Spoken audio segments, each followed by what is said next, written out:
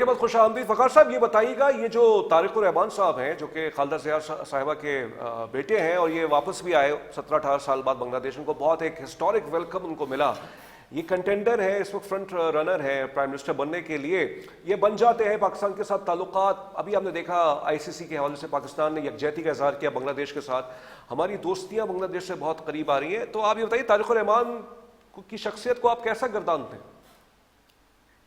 دیکھیں، طارق رحمان صاحب کی شخصیت کے بارے میں ہم یہ دیکھیں کہ یہ پہلے بھی ان کے اوپر اس طرح کے، جب یہ لوگ خالدہ ضیاء حکومت کے اندر تھیں تو ان کے اوپر بھی کرپشن کے بہت زبردست الزامات تھے، اور ان کے بارے میں بہت زیادہ کہا جاتا تھا کہ جی ان کی وجہ سے ساری یہ کرپشن ہے. اس کے بعد یہ لوگ باہر چلے گئے. اب بہرحال ان کے بارے میں بھی ایک دوسری رائے بنگلہ دیش کے اندر یہ ہے کہ ہی از اے چینج پرسن. یہ اب وہ شخص نہیں ہے جو پہلے تھے. اب وہ کتنے چینج ہوئے ہیں کتنے نہیں ہوئے ہیں اس کے بارے میں ہم ابھی کچھ نہیں کہہ سکتے. لیکن ان کی جو پالیسی انہوں نے ابھی تک دی ہے وہ بڑی انہوں نے کھلی پالیسی بیان کی ہے. انہوں نے یہ کہا کہ ہماری آپشن سب کے ساتھ ہیں، جو بھی ملک ہمارے ساتھ اچھی بارگین کرے گا، اچھے طور پر ڈیل کرے گا، ہم اس کے ساتھ ہوں گے. یعنی کہ انہوں نے ہندوستان کی اس طرح سے مخالفت نہیں کی ہے، انہوں نے پاکستان کی اس طرح سے مخالفت نہیں کی ہے، بلکہ انہوں نے اوپن اپنے آپ کو رکھا ہے. لیکن خالدہ ضیاء کے بارے میں ایک بات ضرور کہی جاتی ہوتی تھی کہ یہ پرو پاکستان ہے. حسینہ واجد جو تھی وہ ان کے اوپر یہی بلیم لگاتی تھی کہ پاکستانی ایجنٹ ہے. لیکن اب آنے والے وقت میں دیکھیں یہ چیزیں کس طرح سے جاتی ہیں. لیکن جہاں تک اب میں آپ کو اپنی ایک رائے دینے لگا ہوں، یہ ذاتی طور پر میری رائے ہے کہ الیکشن یہ جو ہوتے ہیں ہمارے ہاں جس طرح کے بھی ہوتے ہیں، ایک تو اس میں دیکھیں کہ میجورٹی آف دا ووٹ اس دفعہ 47.19% کے بارے میں کہا جا رہا ہے کہ ووٹ ڈلے ہیں. یعنی کہ تقریباً 53% لوگ ایسے ہیں کہ جو اس الیکشن کا حصہ نہیں بنے. یعنی کہ اکثریت الیکشن کا حصہ نہیں بن رہی ہے. کم از کم 51% یا 50% سے کچھ تو اوپر ہو تاکہ ہم یہ کہہ تو سکیں کہ اکثریت اقتدار کے اندر آتی ہے. اب جہاں تک بنگلہ دیش کے مسائل ہیں، بنگلہ دیش کے دو سب سے بڑے مسائل ہیں. ایک افراط زر کیونکہ مہنگائی میں ادھر بے تحاشا اضافہ ہوا ہے، دوسرا کرپشن کے بارے میں بھی اس وجہ سے سامنے آتی ہے کہ وہاں کے لوگوں کو وہ سہولیات نہیں مل سکی ہیں جس طرح سے کہا جاتا ہے کہ بنگلہ دیش نے ترقی کی. تو یہ اگر وہاں کے مسائل لوگوں کے حل ہوں گے تو ہی بات آگے چل سکتی ہے، نہیں تو آپ دیکھ لیں کہ باؤنس بیک بھی ہو سکتا ہے سارا کچھ. بہرحال بہت انٹرسٹنگ آپ نے کہا ہے کہ اس میں اور لوگوں کی شمولیت ہو. لیکن ہمیں یاد پڑتا ہے نا کہ جب حسینہ واجد صاحبہ تھی ان کی طرف سے بھی بی این پی پہ پابندیاں لگا دی گئی تھیں، جماعت اسلامی پہ پابندی تھی. اب جماعت اسلامی جو ہے وہ 11 غالباً سیاسی جماعتوں کے ساتھ ان کا اتحاد ہے اور اس کے اندر وہ ایک اسٹوڈنٹ پارٹی بھی ہے. اور مطلب یہ جماعت اسلامی ایک طرح سے چلے ایک ڈیٹریکٹر والا کردار میں ادا کرتا ہوں. یہ فرینڈلی میچ بھی تو ہو سکتا ہے نا بنگلہ دیش نیشنل پارٹی میں جماعت اسلامی میں، ہو سکتا ہے آگے جا کے مل کے ہی سب حکومت بنا لیں جیسے وہ محمد یونس صاحب کے ساتھ سبھی بیٹھے ہوئے تھے. یہ بالکل ہو بھی سکتا ہے، اور اس کی ایک اپوزٹ چیز بھی ہو سکتی ہے. وہ یہ ہو سکتا ہے کہ جب 11 پارٹیوں کا کولیشن ہوگا، 11 پارٹیوں کا اتحاد، یہ ان کو سب کو سنبھالنا کوئی آسان کام نہیں ہے. جس میں یہ جو ہے نیشنل سٹیزن پارٹی جو اسٹوڈنٹس کی پارٹی تھی، اس کو تقریباً 30 سیٹیں اس الیکشنز کے اندر وہ کانٹیسٹ کر رہی ہے. اس کے اندر اتنی بڑی ان سب کو سنبھالنا حکومت کے اندر رہ کر یہ بڑا مشکل کام ہے، یہ آسان کام نہیں ہے. لیکن دیکھیں اب اس کے کیا آؤٹ کم آتے ہیں. لیکن ایک چیز بھی اور بھی بڑے غور سے سمجھنے والی بات ہے کہ حسینہ واجد نے جماعت اسلامی کو بالکل دیوار کے ساتھ لگا دیا تھا. آپ کبھی بھی کسی پارٹی کو اور کسی نظریے کو جب دیوار کے ساتھ لگاتے ہیں تو وہ باؤنس بیک کرتی ہے. جماعت اسلامی کی اتنی سخت کبھی بھی نہیں تھی کہ وہ مین الیکشن کانٹیسٹ کر سکے. اور آپ کو ایک اور میں دلچسپ بات بتاؤں، ان دا ہسٹری آف بنگلہ دیش یہ پہلا موقع ہے کہ ڈھاکہ یونیورسٹی سے جماعت اسلامی جیتی ہے. اور اس نے باؤنس بیک کیا ہے. اور جب بھی آپ کسی کو کریں گے تو وہ باؤنس بیک کر کے، اسی لیے میں کہہ رہا ہوں کہ اگر لوگوں کے مسائل حل نہیں ہوتے ہیں تو ایسا نہ ہو کہ آنے والے وقت کے اندر عوامی لیگ اسی طرح باؤنس بیک کر جائے. کیونکہ عوامی لیگ کو ٹھیک ہے آپ حسینہ واجد کو آؤٹ کر سکتے ہیں، یہ میری ذاتی رائے ہے، حسینہ واجد کو آپ آؤٹ کر سکتے ہیں، لیکن پارٹی کو الیکشن کانٹیسٹ کرنے کی اگر اجازت ہونی چاہیے تھی، نہیں تو پھر اس طرح کی پرابلمز آ جاتی ہیں. اور یہ ہم نے ایران کے اندر بھی دیکھی ہے، شاہ کے زمانے میں بھی انہوں نے कम्युनिस्टों को और ये जितने भी थे मौलवियों को इनको दीवार के साथ लगाया हुआ था, वो बाउंस बैक कर गए। अब उसके बाद मौलवियों ने आगे लिबरल्स को जो थे पुराने वाले उनको दीवार के साथ लगाया, वो भी बार बार उठते हैं। तो दीवार के साथ लगाने देना कभी भी कोई अक्लमंदी नहीं होती है मेरी नजर में। जी बिल्कुल, दीवार से किसी भी सियासी जमात को नहीं लगाना चाहिए। पाकिस्तान भी इन इलेक्शंस को बहुत क्लोजली मॉनिटर कर रहा होगा। और अब तो हमारे जो ताल्लुकात हैं, एक परसों वैलेंटाइंस डे आ रहा है, अब ये नहीं पता वैलेंटाइन कौन ऑफर करेगा। इतनी इतनी मोहब्बतें हैं पाकिस्तान और बांग्लादेश के माबैन। यानी यहाँ तक है कि आईसीसी के साथ बांग्लादेश का एक रौला हुआ, पंजाबी ज़ुबान में मैं कहता हूँ, और पाकिस्तान ने उनके लिए ज़्यादा यकजहती किया, खड़े हुए। हिंदुस्तान से पहले कहा कि हम मैच नहीं खेलेंगे। डिप्टी चीफ आईसीसी के आए पाकिस्तान में, मोहसिन नकवी साहब भी मिले उनसे, और मुलाकात के बाद ये तय पाया गया है कि कोई बांग्लादेश की क्रिकेट के खिलाफ कोई एडमिनिस्ट्रेटिव, कोई प्यूनिटिव एक्शन नहीं होंगे, और साथ साथ पैसे भी मिलेंगे जो उनको टूर्नामेंट की शिरकत में मिलना था, और आगे के आईसीसी इवेंट्स भी मिलेंगे। ये कैसा पैराडाइम शिफ्ट है फयाज साहब? ये बहुत बड़ा पैराडाइम शिफ्ट है और ये होना चाहिए। बहरहाल मैं तो सिर्फ बांग्लादेश के बारे में नहीं कहता, मैं कहता हूँ साउथ एशिया जो है ये हम सबका है। हम सबको भाइयों की तरह ही इस तरह से रहना चाहिए, एक दूसरे के लिए लड़ना चाहिए, एक दूसरे के लिए फाइट करनी चाहिए। अब ये वो वक्त नहीं रह गए कि हमें हमें अपनी दुश्मनियां पालते फिरें। और बांग्लादेश के साथ तो यकीन जा रहे हैं, खुद मेरा भी दिल धड़कता है। मैंने भी अपनी जवानी के ज़माने में या अपने बचपन के ज़माने में, जवानी तो नहीं बचपन के ज़माने में, मैंने बंगाली फिल्में देखी हुई है, मैंने बंगला म्यूजिक सुना हुआ है, वो आज भी मेरे अंदर धड़कता है। और इसी तरह मैं अपने कई बंगालियों को जानता हूँ जो हमसे पूछते होते हैं कि वो फिल्म एक्ट्रेस जिंदा है कि वो उस सिंगर की डेथ हो गई हुई है। हमारा कल्चर ही एक इकट्ठा था, एक चीज थे हम लोग। और यकीन जानेंगे हम सबके लिए बहुत ज्यादा खुशी की बात है। और इसका क्रेडिट बहुत ज्यादा आप ये ना कि जैसे पाकिस्तान, ये बांग्लादेश की तरफ से, बंगालियों की तरफ से भी है। बंगालियों का भी एक पॉइंट ऑफ व्यू ये इस जो हुआ है हसीना वाजिद की हुकूमत की बदतरफी, उससे पहले भी उनका ये पॉइंट ऑफ व्यू था कि जी हिंदुस्तान हमारे मामलात के अंदर दखल देता है। पाकिस्तान के साथ हमारी इतनी ज्यादा लड़ाई हुई, इतनी ज्यादा दुश्मनी, लेकिन पाकिस्तान ने कभी हमारे मामलात के अंदर दखल देने की कोशिश नहीं की है। तो ये आप अच्छा तर्ज अमल आपको बेहतरी की तरफ लेकर जाता है। और ये इसका रिजल्ट आज हमारे सामने, हम लोगों ने जो किया। और आप ये बात कर रहे हो, साथ हमने ये भी देखा कि 2 माह पहले जब हमारे आखिरी जो chairman joint chief of staff थे, अपने ओहदा ही खत्म हो गया, वो बांग्लादेश गए थे, तो उनको डॉक्टर मोहम्मद यूसुफ से, मेरे जो चीफ एडवाइजर हैं बांग्लादेश के, उनको एक किताब भी ऑफर की गई। अब खबरें ये तक है कि पाकिस्तान से बांग्लादेश जो है JF-17 थंडर जो है एयरक्राफ्ट, वो भी खरीदने का ख्वाह है। साथ साथ चीन की भी बांग्लादेश के अंदर बहुत से हवालों से इन्वॉल्वमेंट नहीं, मतलब उनके ताल्लुकात, बायलैटरल ताल्लुकात बड़े, इसमें अमेरिका थोड़ा सा जो है उसकी तशवीश हो रही है। ये मतलब एक बहुत ही एक आप कह सकते हैं 2024 के बाद एक वक्त था 2015 में, आपके सफ़ीर, उनके सफ़ीर, उनका जो है वहाँ से निकाल दिया गया, फिर वो सफारती ताल्लुकात बहाल हो गए, फिर पाकिस्तान की सिफारतकारी के ज़रिए से, फिर बांग्लादेश की तरफ से भी। मतलब 71 से 1971 से हम बहुत आगे आ चुके हैं, और खुदा करे कि हम अब 71 का चैप्टर फिर से ना खोलें। बिल्कुल 71 का चैप्टर दोबारा से नहीं खुलना चाहिए। और ये सिर्फ बांग्लादेश के बारे में नहीं मैं कह रहा हूँ, ये जुमला मैं पाकिस्तान के बारे में भी कह रहा हूँ। हमें मजीद और कोई 1971 नहीं खोलना चाहिए। और अगर हमारी बांग्लादेश के साथ हमारी दोस्ती हो सकती है तो ये बड़ा दिल थोड़ा सा हिंदुस्तान जो अपने आप को कहता है कि मैं बड़ा भाई हूँ, मैं इस इलाके का बड़ा हूँ, उसको भी फिर अपना दिल बड़ा करना चाहिए। उसको भी भाइयों की तरह बांग्लादेश के साथ भी, पाकिस्तान के साथ भी, पूरे रीजन के साथ उसको भी अपने रवैये को और तर्ज अमल को ठीक करना पड़ेगा। क्योंकि इस वक्त अगर पूरे इलाके के अंदर कोई आइसोलेट है तो वो हिंदुस्तान है और कोई मुल्क नहीं है। नहीं, आप समझते हैं हिंदुस्तान आइसोलेटेड हो चुका है? बिल्कुल, आप उठा के देख लें। मेरा ख्याल है उसके सिर्फ अगर ले दे के ताल्लुकात हैं तो अफगानिस्तान के साथ हैं, जिसके साथ उसका बॉर्डर भी नहीं मिलता। बाकी मालदीव के साथ भी उसके ताल्लुकात खराब है, उसके नेपाल के साथ भी खराब है, उसके बांग्लादेश के साथ, पाकिस्तान, चाइना के साथ, उसके सबके साथ ताल्लुकात खराब है। आप कभी सोच सकते थे कि मालदीव के साथ उसके ताल्लुकात खराब होंगे? उसके साथ भी उसके ताल्लुकात खराब है।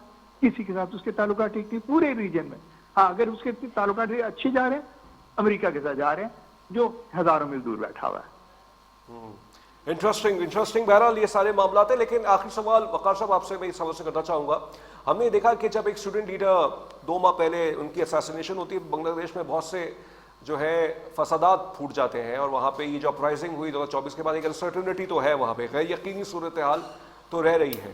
ایک کنسرن ہے لوگوں کو، وہ کنسرن صحیح بھی ہو سکتا ہے، غلط بھی ہو سکتا ہے، کہ ایک مطلب دو انتہا پسندی کے معاملات ہیں. مطلب ایک حسینہ واجد صاحبہ کا ایک جب معاملہ تھا تو وہ ان کو ایک سیکولر سمجھی جاتی تھیں، وہ یا وہ اسلامسٹ جو سیاسی جماعتیں ہیں ان کے خلاف سمجھی جاتی تھیں.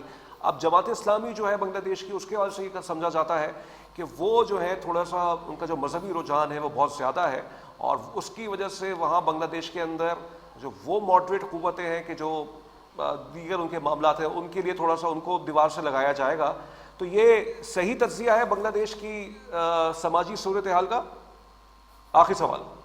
جی آپ کا تجزیہ ہے تو بالکل درست ہے، لیکن اس کا مجھے جواب تھوڑا سا بیک گراؤنڈ سے دینا پڑے گا کہ بنگلہ دیش کبھی بھی اس طرح سے مذہبی ملک نہیں رہا تھا جیسے اور کوئی ملک تھا.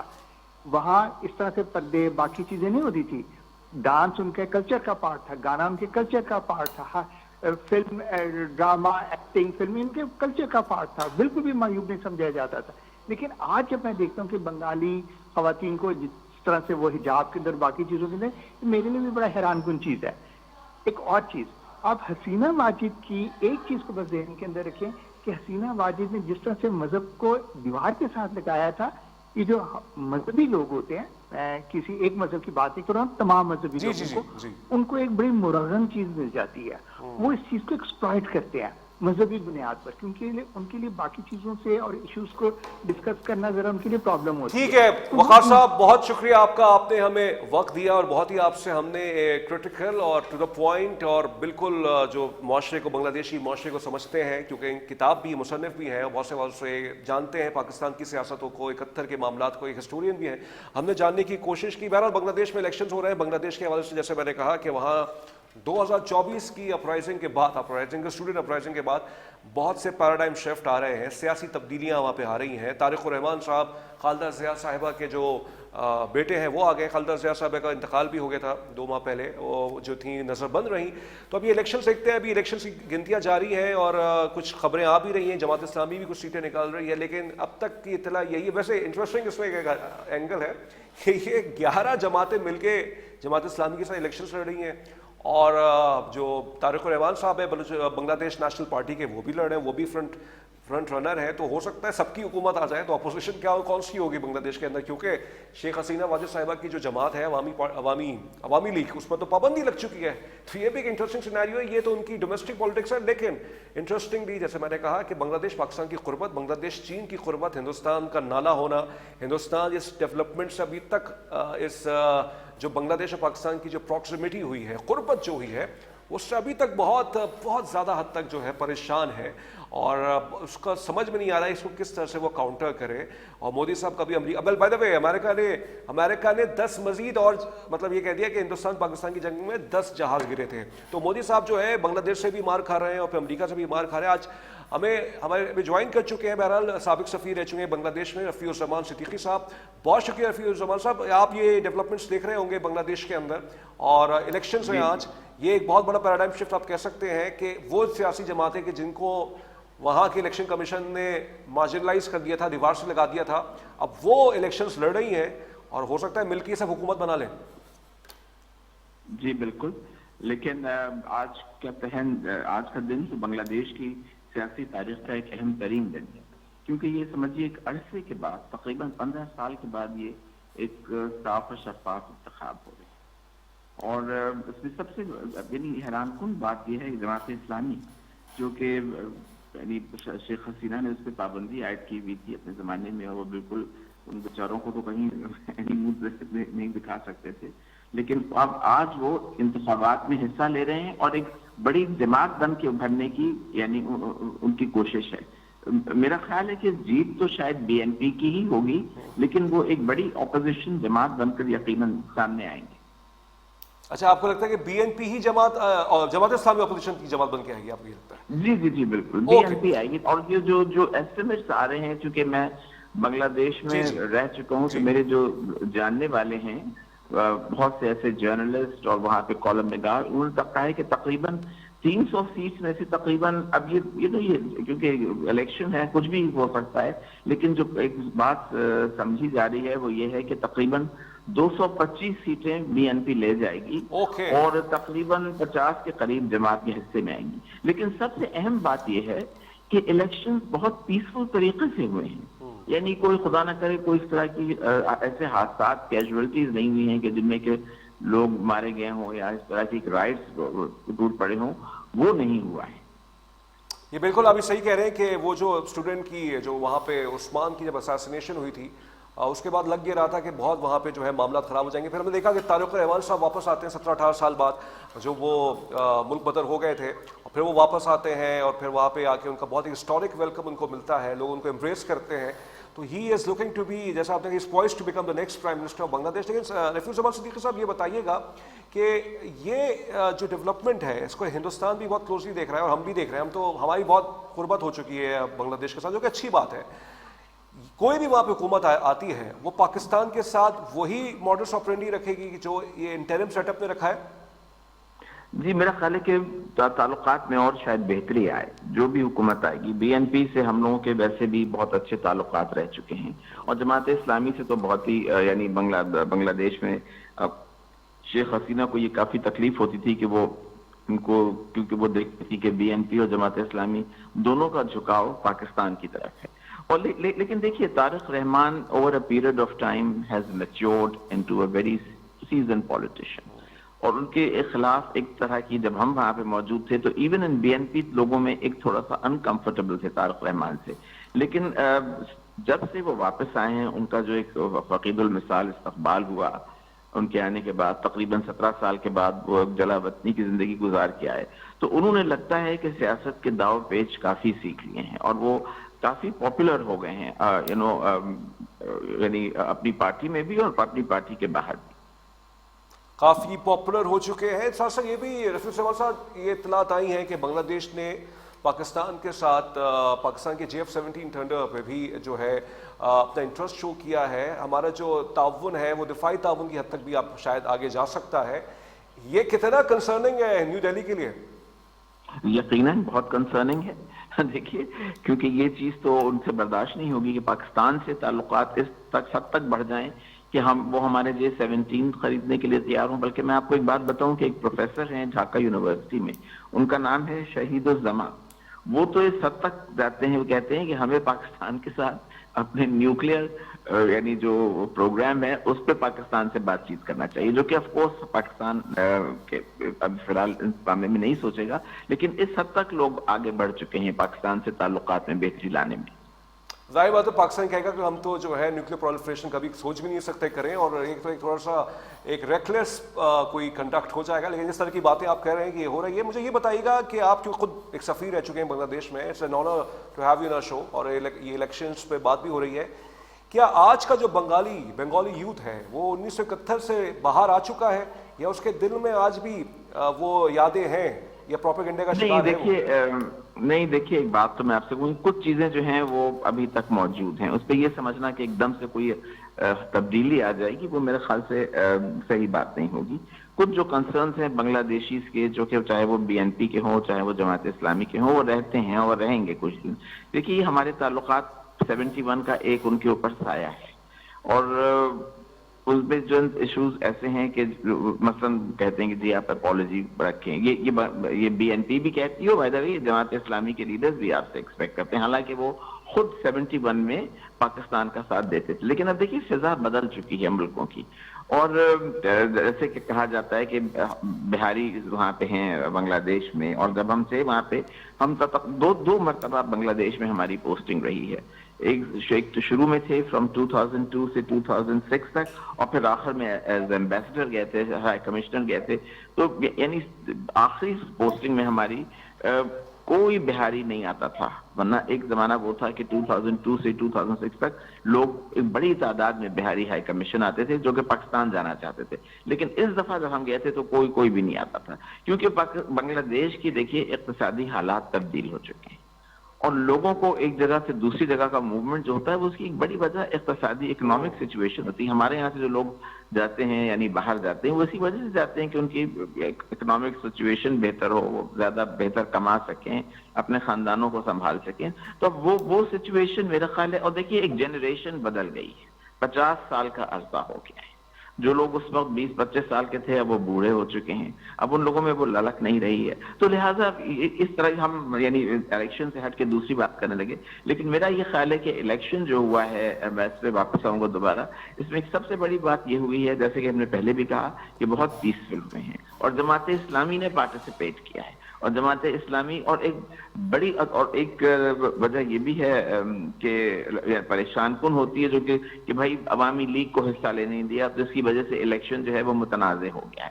لیکن میں آپ کو بتاؤں کہ بنگلہ دیشی یوتھ جس نے کہ یعنی بنگلہ دیش کی دوبارہ مانسون ریولوشن میں ایک اہم کردار ادا کیا اور سارے سیاستدانوں کو پیچھے چھوڑ دیا, یعنی ان کی وجہ سے یہ حالات تبدیل ہوئے ہیں, جس کی وجہ سے ہم بھی فائدہ اٹھا رہے ہیں کہ آج ہماری فلائٹس یعنی پاکستان فلائٹ آنا شروع ہو گئی ہے, پاکستان سے تعلقات بہتر ہو گئے ہیں, کلچرل تعلقات یعنی سفارتی تعلقات, ان سب چیزوں میں بہت بہتری آئی ہے. اور نئی حکومت جو بھی آئے گی ہم سمجھتے ہیں اور انشاءاللہ ہم امید رکھتے ہیں. اچھا, لیکن رفیع زمان صدیقی صاحب, آپ نے یہ جیسے بہت اچھا ایک نقطہ بیان فرمایا کہ جو وہ نسلیں تھیں جو 71 میں تھیں وہ بوڑھی ہو چکی ہیں, ان کے اندر جو ہے وہ اس طرح کا ایک آپ کہہ سکتے ہیں وہ پروپیگنڈا تھوڑا سا ڈیفیوز ہو چکا ہے, یا ابھی بھی کچھ ہے تو وہ اتنی اسکیلیشن نہیں ہے اس معاملے کی. جو دو ملکوں کے معاملات ہوتے ہیں, میں پاکستان اور بنگلہ دیش کے کانٹیکس میں یہ سوال کرنا چاہوں گا آپ سے کہ اگر کچھ ماضی میں غلطیاں ہوتی ہیں اس پر ایک ریگریٹ یا اپالوجی کا ایک تاثر بنتا ہے. ابھی کچھ اطلاع آئی تھی کہ جب ہمارے foreign minister deputy prime minister Ishaq Dar صاحب بنگلہ دیش گئے تھے تو اطلاعات کچھ آئی تھیں کہ 71 کے حوالے سے پاکستان کچھ اپنا موقف میں کچھ لے کے آئے, تو جس میں اسحاق ڈار صاحب نے کوئی رسپانس نہیں دیا. یہ بات کی بات ہے, کیا یہ پاسبل نہیں ہے کہ دونوں ممالک اگر معافی نہیں تو اظہار افسوس کر لیں 71 کے حوالے سے, تاکہ یہ چیپٹر اب ہمیشہ کے لیے کلوز ہو جائے؟ آپ نے دیکھیے بات تو بہت صحیح کی ہے, لیکن ہمارے ہاں ہمارا جو موقف ہے اس پہ وہ یہ ہے کہ اس پہ ہماری آلریڈی ہم سب یعنی اس پہ بات کر چکے ہیں. 1974 کا ایک اگریمنٹ تھا جس میں پاکستان, بھارت اور بنگلہ دیش تینوں تھے, جس میں یہ ہوا تھا کہ جی اب اتنا تو اپالوجی ایشو کو چھیڑا جائے گا, لیکن بنگلہ دیشیز کہتے ہیں کہ نہیں, یہ یہاں پہ بات ختم نہیں ہوئی تھی, اپالوجی ہی کرنا پڑے گی آپ کو. ہم نے حالانکہ مشرف صاحب جب ہم پہلی پوسٹنگ پہ گئے تھے تو ہمارے آنے سے کچھ دن پہلے ہی وہاں آئے تھے, February if I'm not mistaken in February 2002, اور انہوں نے ساوار ایک جگہ ہے جہاں پہ کہ یہ میموریل ہے جو یعنی جو شہید ہوئے تھے 1971 میں ان کے لوگ, اس پہ مشرف صاحب نے جا کے لکھا تھا کہ I deeply regret the incidents of 1972. Okay, so coming from a general, it was a big thing. Yes, it had generated lot of goodwill, but it was like short of apology. تو وہ کہتے تھے کہ جب یہاں تک آئے تھے تو اپالوجی بھی کر لیتے, تو وہ ابھی تک یعنی اس پہ ہم تیار نہیں ہیں. اس پہ ہمارا ایک اپنا ایک اسٹینڈ ہے کہ نہیں, ہم اس پہ آلریڈی کر چکے ہیں, ان چیزوں پہ بات ہو چکی ہے. اور شیخ مجیب نے اس وقت یہ بھی کہا تھا کہ بنگالیز are too large hearted to forgive and forget. تو لیکن اس کے بعد یہ پوری فضا دوبارہ سے تبدیل ہو گئی ہے, اور اب یعنی ایون بی این پی جیسے کہ آپ نے بھی کہا کہ ڈپٹی ہمارے پرائم منسٹر جب گئے تھے تو ان سے بھی ڈاکٹر یونس نے اس چیز کا تقاضا کیا تھا کہ آپ کو یعنی اپالوجی ایشو کو دیکھنا پڑے.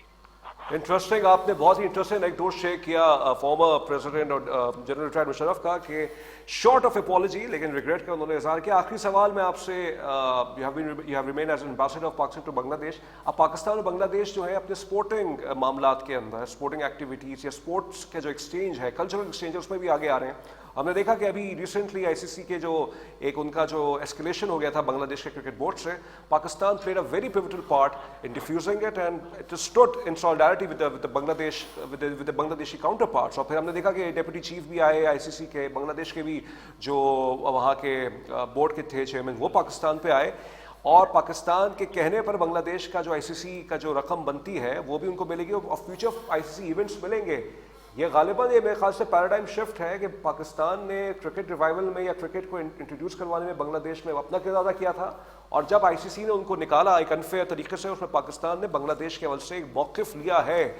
یہ جو موقف لے رہے ہیں, یہ جو رومانس ہے, یہ اس کا اسٹریٹجک رومانس ہے یا واقعی it's coming out of heart? Last question. نہیں دیکھیے it is coming out of heart and اور اس چیز نے بنگلہ دیشیز کے سچی بات یہ کہ دل جیت لیے ہیں. لیکن کچھ لوگ ابھی بھی ایسے ہیں جو کہہ رہے تھے کہ جی دیکھیے پھر پاکستان چلا گیا. لیکن میں آپ سے ریکمینڈ کروں گا کہ آپ ششی تھرور کا ایک لیٹسٹ اسٹیٹمنٹ اس معاملے میں دیکھیے جو ابھی آیا ہے.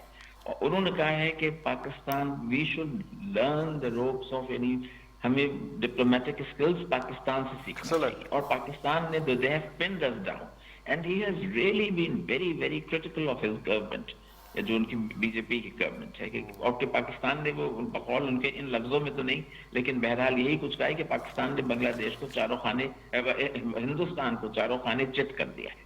اور کس خوبصورتی سے انہوں نے اس معاملے میں یعنی کام دکھایا ہے کہ اس کا کوئی جواب ہی نہیں ہو سکتا ہے. ایک طرف تو انہوں نے بنگلہ دیشیز کے سچی بات ہے بہت دل جیتے اور دوسری طرف خود ہم نے اپنی بھی ایک اپنی بڑی رچ قائم کی اپنی یعنی اپنی حکومت کی کہ ہم اتنی آسانی سے آپ کے یعنی گھٹنے ٹیکنے والے نہیں ہیں آگے. سو مچ سو دیٹ انڈیا کو لٹرلی آئی سی سی کو بھاگ کے آنا پڑا پاکستان اور ان کو تقریباً جھکنا پڑا پاکستان کے آگے. آلدو انڈین میڈیا جو کہ بالکل ایک وحشت زدہ ہے اس وقت بالکل پاکستان کی اس جو پاکستان کی جیت ہوئی ہے اور اوپر سے وہ ٹرمپ نے لگا کے صبح شام ایک کی ہمیں. ابھی انہوں نے کہہ دیا ہے کہ اب بڑھتے ہی چلا جا رہا ہے وہ جہاز بالکل. بہت شکریہ. پہلے 6 تھا 7 تھا 10 تھا اور اب وہ بڑھ کے 10 پہ پہنچ گیا ہے. تو یہ ساری چیزیں بھارت کے لیے بہت ہی تکلیف دہ ہیں اور اللہ کا شکر ہے کہ ہمارے جیسے کہتے ہیں کہ دن پھر گئے. بہت شکریہ آپ کا رفیع الزمان صدیقی صاحب, فارمر ایمبیسڈر ٹو بنگلہ دیش farmer ambassador Bangladesh of Pakistan. Thank you for coming. It's a pleasure talk to you. بہت ہی شائستہ اور بہت ہی انفارم ڈسکشن انہوں نے کی اور ایسا ہوتا ہے کہ بہت کچھ سیکھنے کو ملتا ہے ہمارے ٹاک شوز میں. جب اتنا ایک کوئی کیونکہ ایک ماحول بھی ہوتا ہے ہمیں بھی ایک لیول ایک پیچ رکھنی ہوتی ہے تو ہو سکتا ہے اور پھر جو ہمارے مہمان آتے ہیں ان کی گفتگو سمجھ میں, لیکن اس طرح کی جو گفتگو جو انفارمڈ ہوتی ہے جو کہ خود فرسٹ ہینڈ ایکسپیرینس رکھتے ہیں بنگلہ دیش کے سوسائٹی کو سمجھتے ہیں رہے ہیں وہاں پہ as an ambassador as a diplomat as an envoy of Pakistan, تو ان کا جو اس پر تبصرہ ہوگا بنگلہ دیش کے الیکشنز پر اور پھر ہم ایز اے پاکستانی بھی جو دو ملکوں کے تعلقات ہیں اس پر ان کا ایک بہت ہی کریٹیکل انفارمیشن تھی. بہت شکریہ آپ کا رفیع الزمان صدیقی صاحب. بہرحال ناظرین یہ تھا آج کا پروگرام. جیسے میں نے انٹرو میں پاکستان کی سیاست پہ آپ کے سامنے خود ہی تجزیہ رکھے اور سنیے اس کو پھر سے جب پروگرام ریپیٹ پہ چلے یا آپ یوٹیوب پہ اس کو دیکھیں اور پروگرام کو خبر سے تجزیے تک کو آگے بھی پھیلائیے. ہماری ٹیم ہم لوگ خود سے آپ کے سامنے خود سے ایک ایفرٹ کر کے آپ کے سامنے لاتے ہیں یہ چیزیں اور اس امید سے کہ آپ کے سامنے انفارمیشنز کو اور انالیسس کو ان بائس طریقے سے رکھیں. بہرحال یہ ہفتہ ختم ہوا. دیکھتے ہیں پیر کو کیا صورتحال بنتی ہے پاکستان کی سیاست پر, کیا صورتحال بنتی ہے امریکہ ایران کے مابین. خبر یہ ہے کہ نیتن یاہو جو ہے وہ امریکہ میں بیٹھا ہوا ہے اور ایران اور امریکہ کے مابین مذاکرات ابھی ختم بھی نہیں ہوئے اور چل بھی نہیں رہے. تو انفلوئنس کر سکتا ہے, دماغ تو وہ بنا لیتا ہے بہت اچھا اور اس کا بہت بڑا کردار ہے. جیسے میں نے کل کہا تھا کہ راکھ بن کے اڑ گئے ہمارے فلسطینی, 3000 کا لگ بھگ ایک ایسا تھرمل بام مارا گیا. کہاں گئی, کہاں کی انسانیت ہے یہ, کہاں کا وہ ہے. بہرحال 19 فروری کو خبر یہ ہے کہ بورڈ آف پیس کی پہلی میٹنگ ہے اور آج فارن آفس آف پاکستان نے یہ کنفرم کر دیا ہے کہ پرائم منسٹر شہباز شریف صاحب اس بورڈ آف پیس میں جائیں گے. پاکستان نے ہمیشہ فلسطینیوں کے حق میں آواز اٹھائی ہے, تمام سیاسی جماعتوں نے اٹھائی ہے. یہ وہی موقع ہے کہ پھر سے آواز اٹھائی جائے اور ایک ایسی ڈپلومیسی کی جائے کہ جس سے فلسطینیوں کے جو زخم ہے اس کی تھوڑی سی مرہم پٹی کی جائے. میں یہ ذاتی طور پہ جانتا ہوں, میں بہت سے فلسطینیوں کو ملتا ہوں, وہ پاکستان کی بہت عزت کرتے ہیں اور وہ پاکستان جو کردار ادا کر رہا ہے اس میں بہت خوش بھی ہے. تزمین جاوید کو خبر سے تجزیے تک سے اجازت دیجیے. اپنا بہت خیال رکھیے گا. اللہ حافظ.